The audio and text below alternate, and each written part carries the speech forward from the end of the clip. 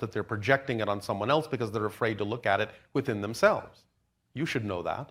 Yes, and when So what's it got to do with you? Be an example to them of what they could be, and at least you give them a chance to change. Be affected by it negatively, and all you're doing is reinforcing where they're already at, and that doesn't give them any chance at all. Yes? Okay. That's definitely... All right, so come on. Stand up straight. When I try to ignore him... I beg your pardon? When I try to I beg your pardon?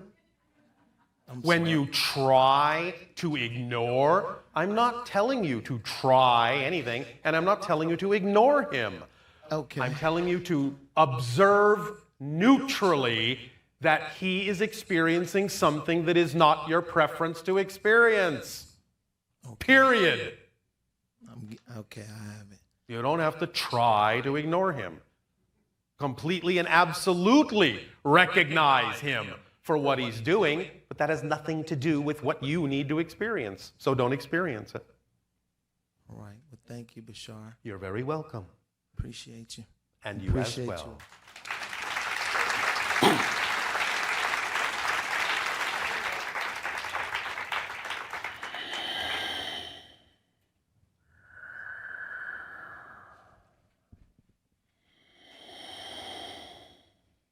Hello, Tadeo. Nania.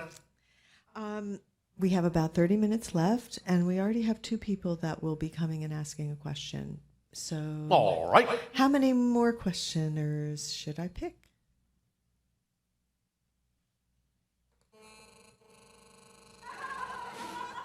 That many.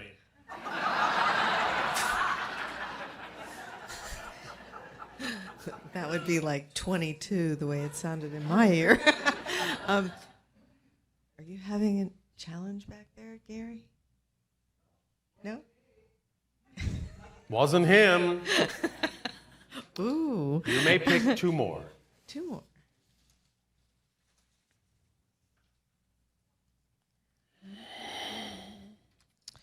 Patty Abram. Patty, do you want to ask a question? Okay. And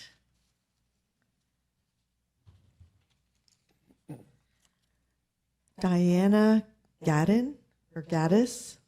There she is. Okay, great. So, come on up.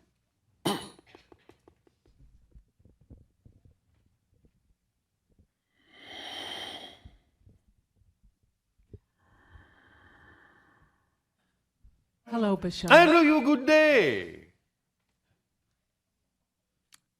I work in a health food store. All right. And one day it was kind of slow, so I was in the back watching a YouTube video. Yes. And it was an elderly scientist relating his experiences at Area 51. Yes.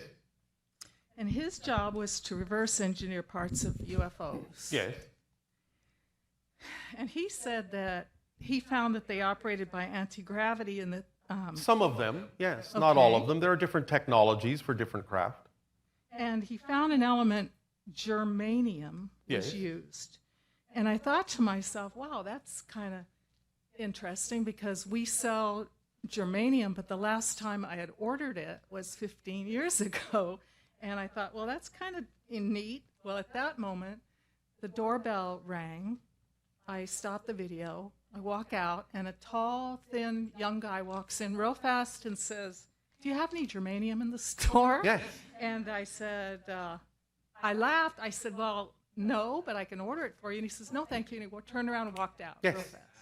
You have increased the amount of synchronicity in your life. Anytime you expand your consciousness, you will see an upsurge of synchronicity as one of the side effects that lets you know you're in proper alignment with yourself at that moment as a marker. Yeah, and I was wondering, was he an alien? I know you were going to ask that. Let's just say he was willing to be a mirror and has very strong connections to other places, hence his willingness to flow in your synchronicity at that moment. Okay. It's not exactly what you think, but it's something we haven't discussed yet. There are different kinds of groups of beings on your planet that are willing to provide services of certain types. You don't know much about them, and we'll talk about them someday. Okay. But you just encountered one. Oh, interesting. Okay. And I was wondering too, I love cats and I love the felines.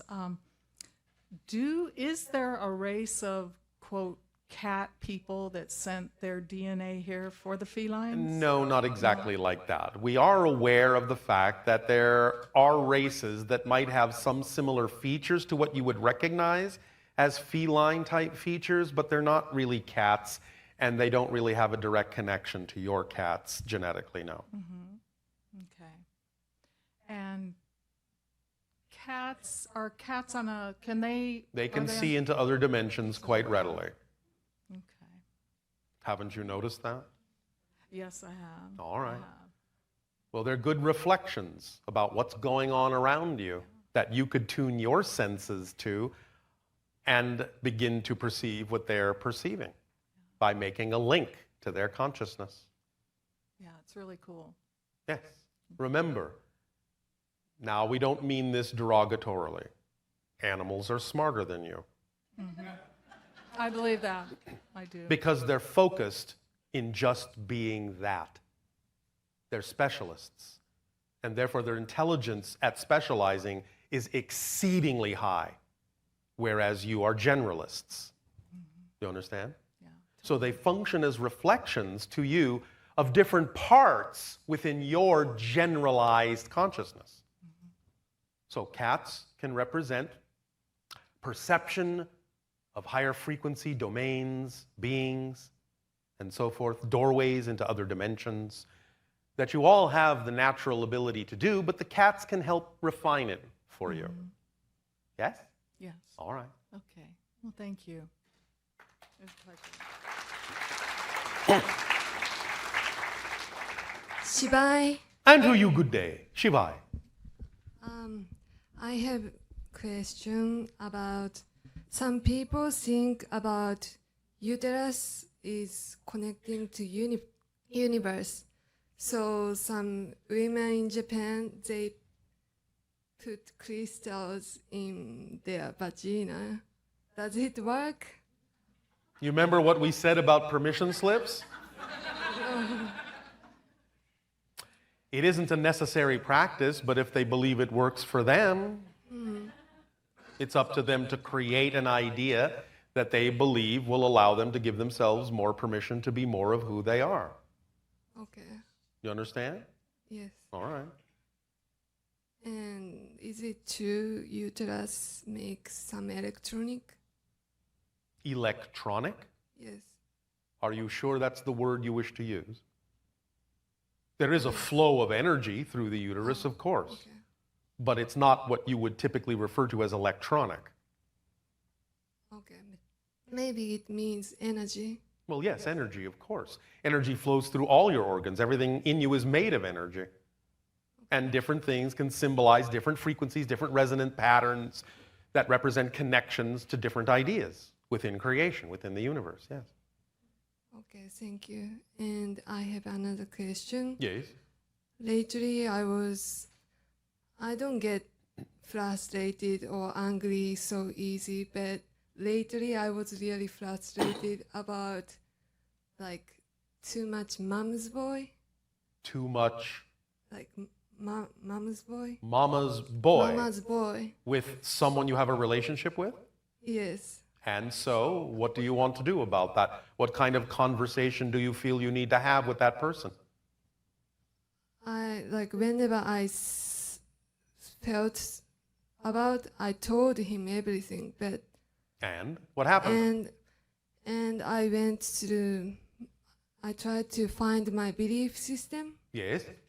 and I thought too much. Everybody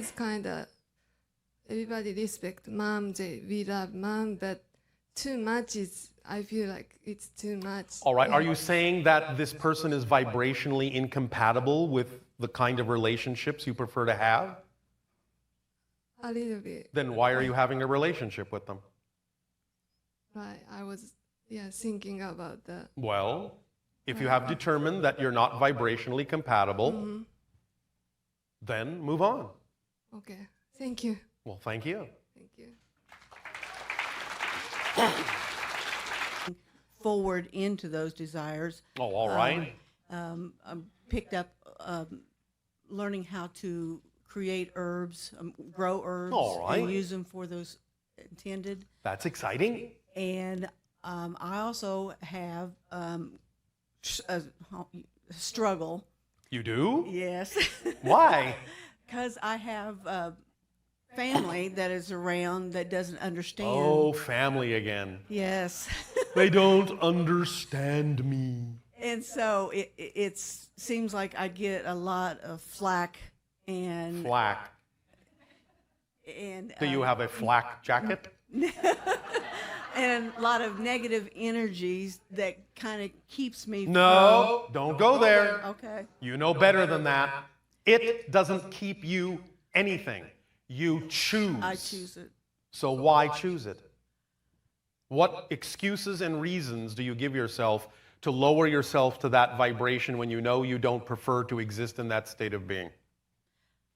Just to have the courage to stand up and let my light show, or Yes.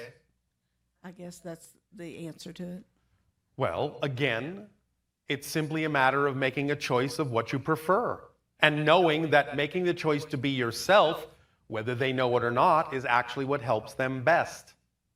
They don't have to know that. They don't have to see that. You know it. So stay in a positive vibration to give them the assistance and the opportunity that they need, because you know better. Do you understand? Right, right. You don't have to succumb to the vibration that you don't prefer, that they may give to you.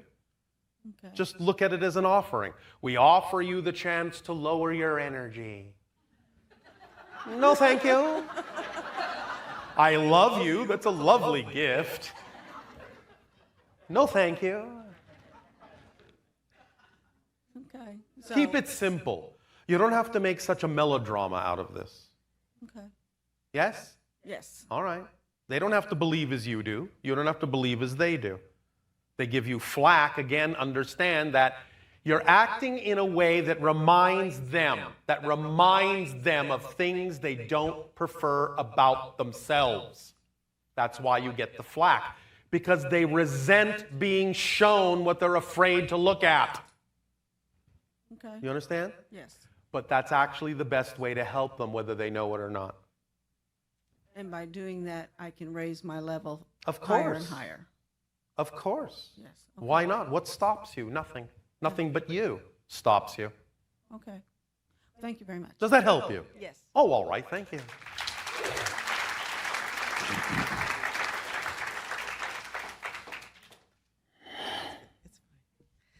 Hi, Tadeo. Nania, It's me again. did we go through all the questioners? Was there one last questioner? Yeah. We did, because I'm the last person Oh, all right. to ask you a question that came from our Ustream listeners. All right. Okay. You stream, we stream. We all scream for ice cream. Okay. Okay. The question is, Yes. what is the idea behind the mass agreement that is pretty much in all human cultures where women are held to be inferior and treated badly? Well, it wasn't always that way, you know. Yes, I do. All right. But maybe everybody else. I don't know. So obviously that comes from fear. Yes? Yes. It comes from sensing the power, but not believing that that power exists within the self.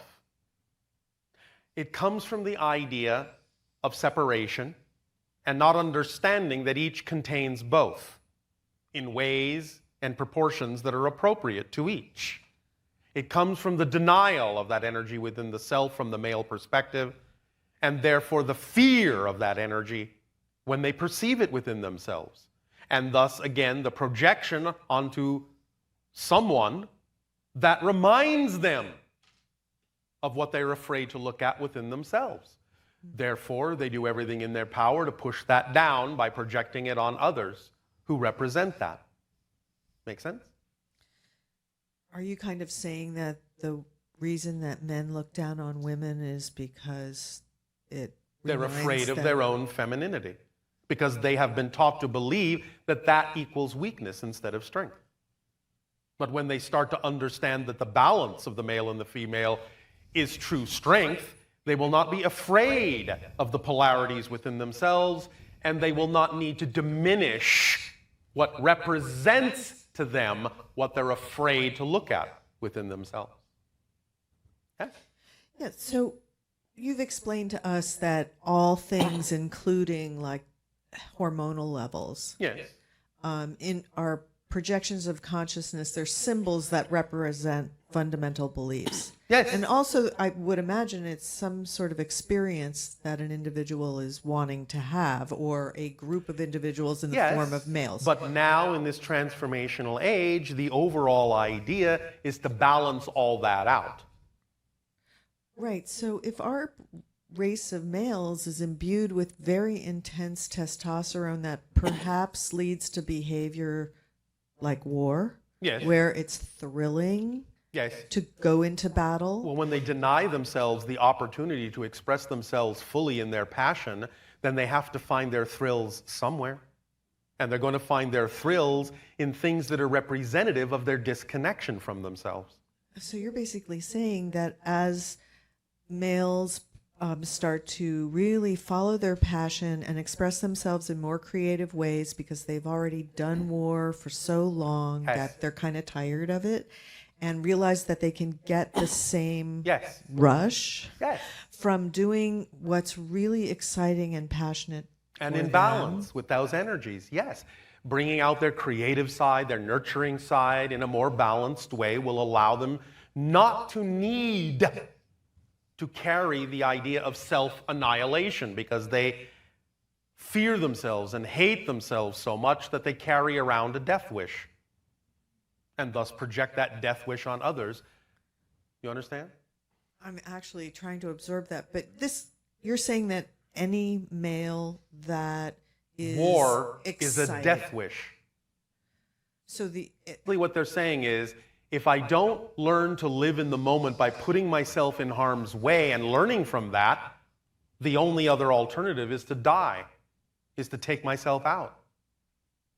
and I know that, because we're very patriotic, and we certainly want to support the people who are over there giving their lives for causes You that can are do very that. important to us. You can So do that, but at the same time, you can also teach them that it can be done in more positive ways. So they don't have to annihilate themselves in order to support that position, which actually only increases more and more of the position that requires more annihilation. So the fact that our society at this point, when we're threatened by very real threats such as terrorism, Yes. and there's individuals who feel that they Yes. need to be there But to you also have protect to us. take responsibility for your part in co-creating it, because it doesn't exist in a vacuum. So basically what you're saying is that this level, the reality that we've created, Yes. may require people to behave in that way, but they can transmute that energy Yes. simply by Becoming sane. Because what you're experiencing is a reflection of your insanity. as a populace. Yes. You are insane. And so we're seeing, most of us are pretty distressed by the suffering and Yes, because the you are becoming killing. sane. And as you become more sane, you will realize that you are waking up from the insanity and allowing yourself to discover new, more imaginative and creative ways that you can accomplish what needs to be accomplished and balance out the relationships in the world. But first, you have to balance out the relationships within yourselves. As long as you exist in cultures that fear the relationships within themselves of all the different energies that each individual contains, the longer you will continue to fear what you see in others that are reflective of those relationships you're afraid to look at within yourself. And it will escalate and escalate and escalate until it's no longer even recognizable as the original idea. And it simply becomes an exercise in perpetuating insanity because you have gone insane and don't know how to get out of it. So really, when you think about it, at this stage in our development, while this is part of our reality, there are those individuals who are, in a sense, very brave in being willing to reflect this to Yes. us and to show us that we need to make new choices Yes. about Of them, but encourage them to understand and encourage yourselves to understand that they are giving you an opportunity to change things in a different way so they don't have to sacrifice themselves on that altar anymore. And this is something as a collective populace that we need to. These or are the last remnants of the whole idea of sacrifice. I was thinking about, like, you have your generals and the people who are telling people that they need to fight here or do this or do that. And then you have the people who are willing to do that and Yes. who are willing to support that, Yes. each for their own individual Of reasons, course. but many primarily because they really love our country and they want That's to. understandable, but again, the love can be expressed in a way that's far more constructive for your country and your world. So it's up to us to, Well, who else? It's your planet. right. And that comes naturally with people following their excitement. They will Absolutely. start to recognize other Yes. alternatives Yes. for the behavior that we're Yes. at this point having to Yes, exhibit. because again, remember, you cannot perceive what you're not the vibration of first. But when you get into that state of being, of balance, then suddenly you are filled with inspirations and imaginations for alternative routes that you could never see before because you are not operating on that vibratory level. And in that way, actually, by understanding these principles and learning and choosing to follow our highest excitement, deal with the negative energies that are coming up or whatever's out of alignment. Yes. Ultimately, as a population, we will just start changing our behavior and start experiencing Yes. a new version of Earth that doesn't require Why do you this. think that there is so much being presented to all of you now about the concept of what gender is all about? Yes? Yes. You're being given an opportunity to understand yourselves from a higher point of view, that all of you contain all expressions of gender, all expressions of race.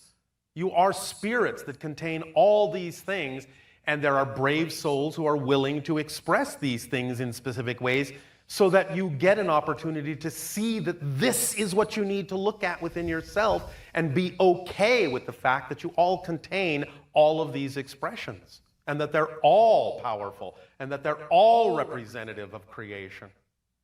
Yes? Absolutely. All right. So, the more you understand it and the more you act like you understand it, the less you will need to act out in ways that are self-destructive. Because you will start really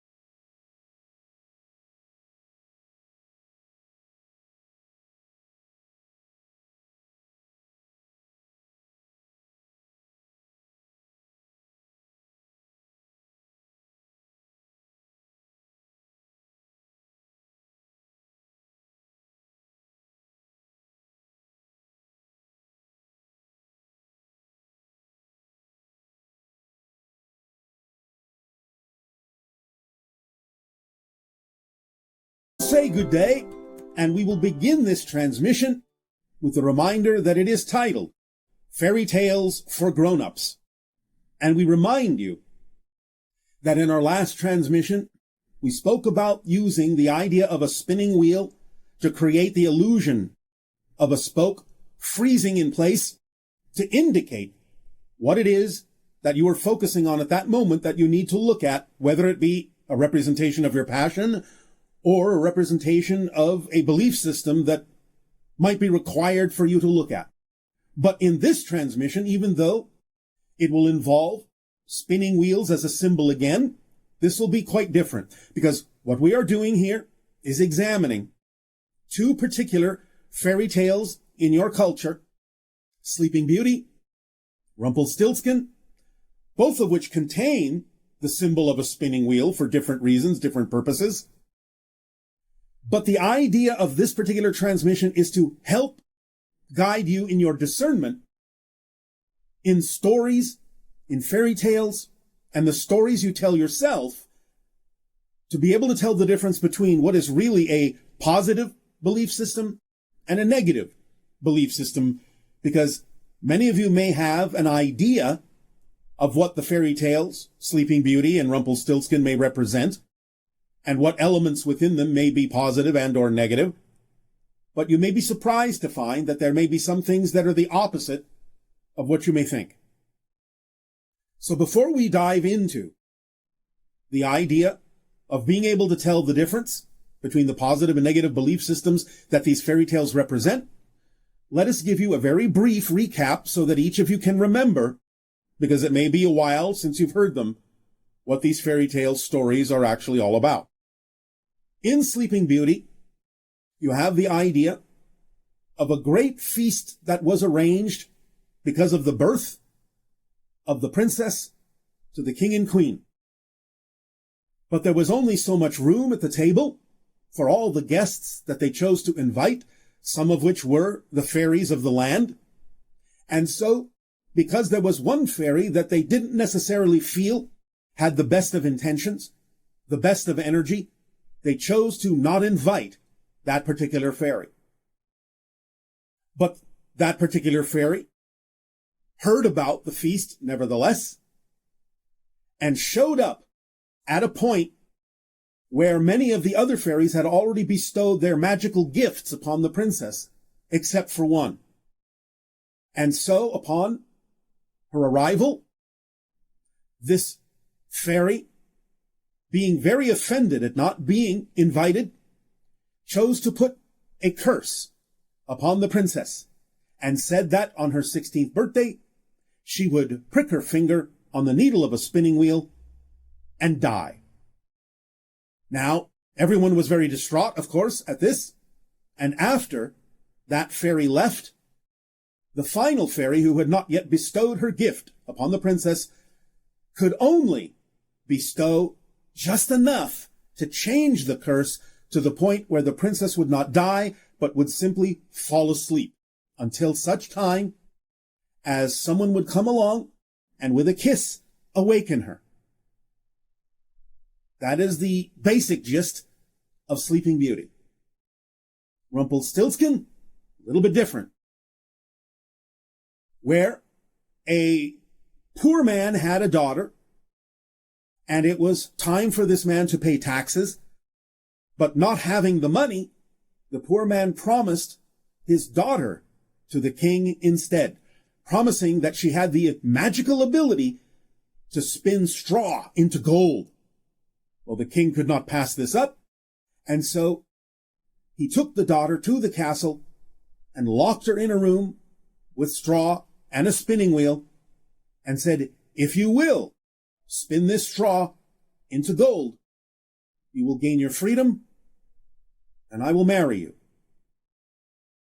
Now, the princess, in that sense, or the girl, not yet a princess, was beside herself because she had no ability whatsoever to spin straw into gold.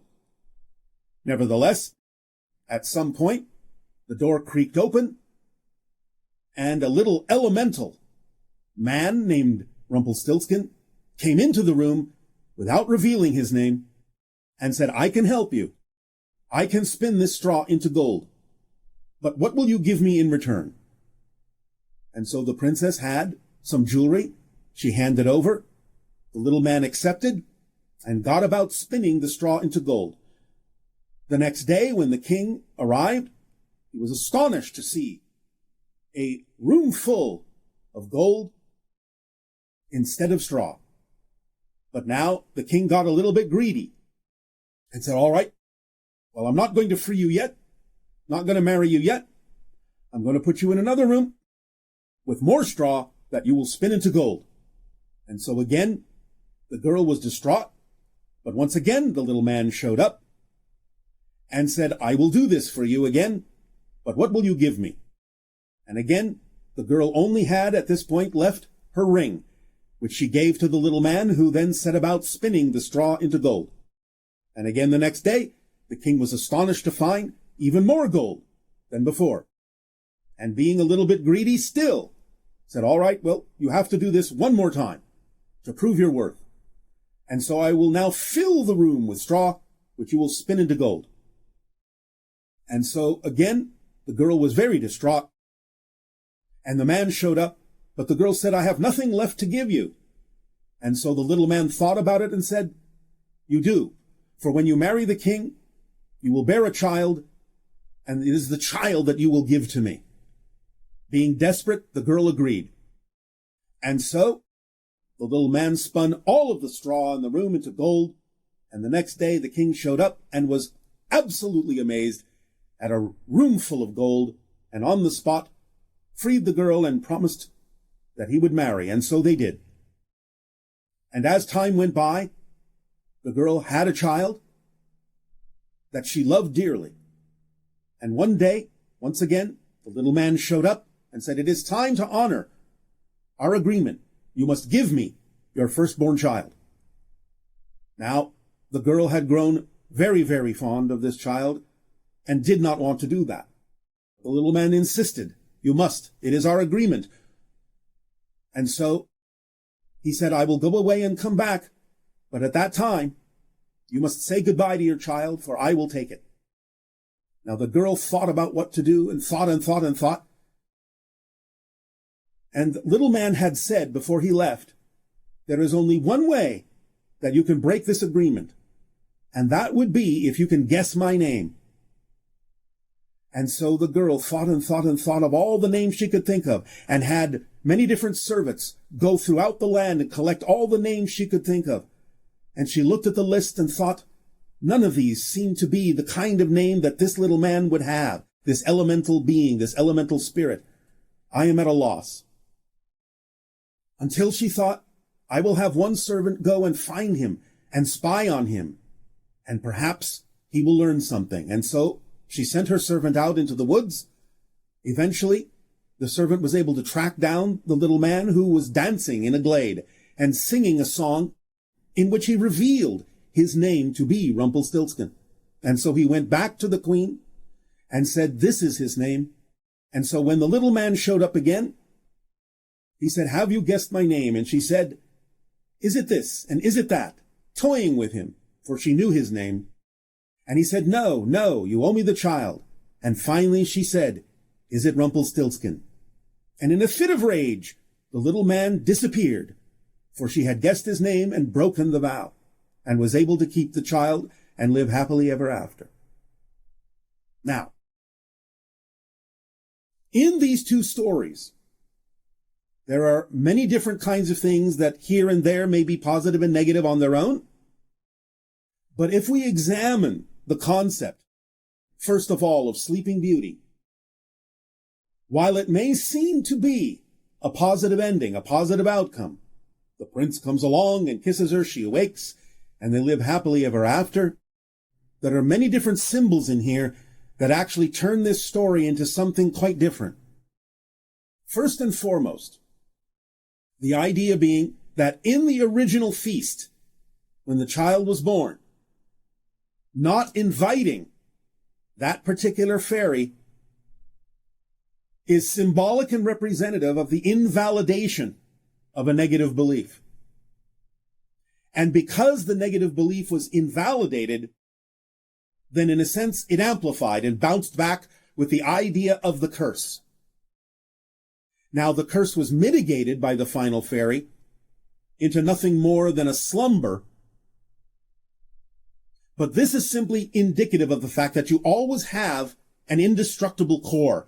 And no matter how many fear-based or negative beliefs that you may invalidate within you or give energy to, you will always have the ability to mitigate them, to soften them out by remembering that they are just beliefs. And they have no real ultimate power until such time as you decide that they do.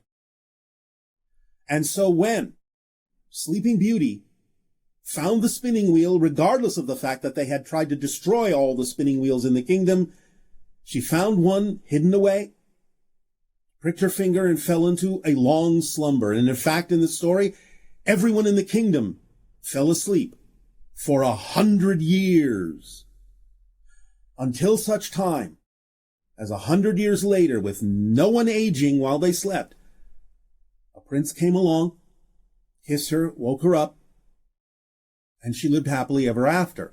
However, the symbology here is the symbology of victimhood, succumbing to the idea that you have no power to be able to really defeat this other than the flow of creation and synchronicity, which, as we have said, slightly bends in the direction of positive energy rather than negative, because the balance point between positive and negative, the neutral balance point, still offers you the ability to choose.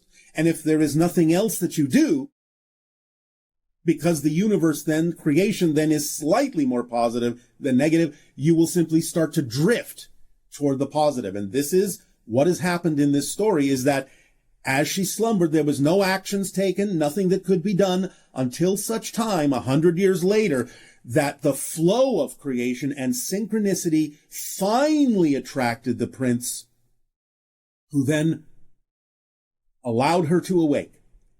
But you see, the real symbology here is that, in a sense, Sleeping Beauty died and had to be awoken into a different plane of existence, into a different reality, the spirit realm, than to live happily ever after. So in a sense, the tale of Sleeping Beauty, while it may have bits and pieces that are positive and negative within it, overall is a tale of victimhood and the succumbing to the idea of needing to be rescued and not taking any actions in order to be able to rescue yourself, but only relying on nothing more than the flow of creation and synchronicity to pull you out of it, but not having lived that life at all, and having to go on to another plane of existence in order to continue to experience the idea of your happiness. Whereas Rumpelstiltskin, while having, again, what seems to be many negative aspects to it, the girl is sold off by her father, the girl is trapped in the castle, the girl is forced to do things she's not able to do, the girl is forced to give up things in order to transform in a way that will free her, by relying on the little man, the elemental being, to spin the straw into gold. Nevertheless, even though she may have in some sense exhibited victimhood throughout the story to a certain degree, at a certain point she took charge. She ordered her servants to go find names. She ordered her servant to find the little man and find out his name. In other words, what this represents is the identification of the fear-based belief. She was able to identify it literally by finding the little man's name. And in finding the name, in identifying the fear-based belief and bringing it into the light of her consciousness, she was able to break free from that and let it go and truly take the actions that were required to keep her child, to be the queen, to be free, and to truly live happily ever after by her own actions. Therefore, the overall tale of Rumpelstiltskin, no matter how many negative elements it may have contained, is a positive outcome based on her ability to be self-reliant, self-activated, and actually identify and release the fear-based belief that had beset her up to that point. So within these kinds of stories, and within the stories you may tell yourselves about who you are, what you believe to be true about yourselves in life, while sometimes you may think certain things represent a positive idea, they may actually represent a negative one in the sense of feeling like you must be rescued and you can't do it yourself. That is disempowerment.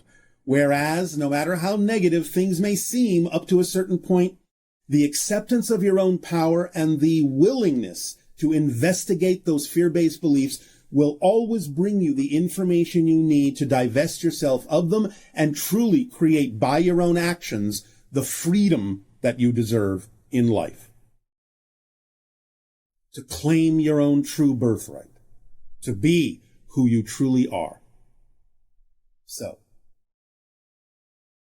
let yourself discern more clearly when you tell yourself stories about yourself which is truly positive and which is truly negative, so that you can always have the ability to be active in your self-investigation, to know yourself, become transparent to yourself, and free yourself with the truth of who you really are.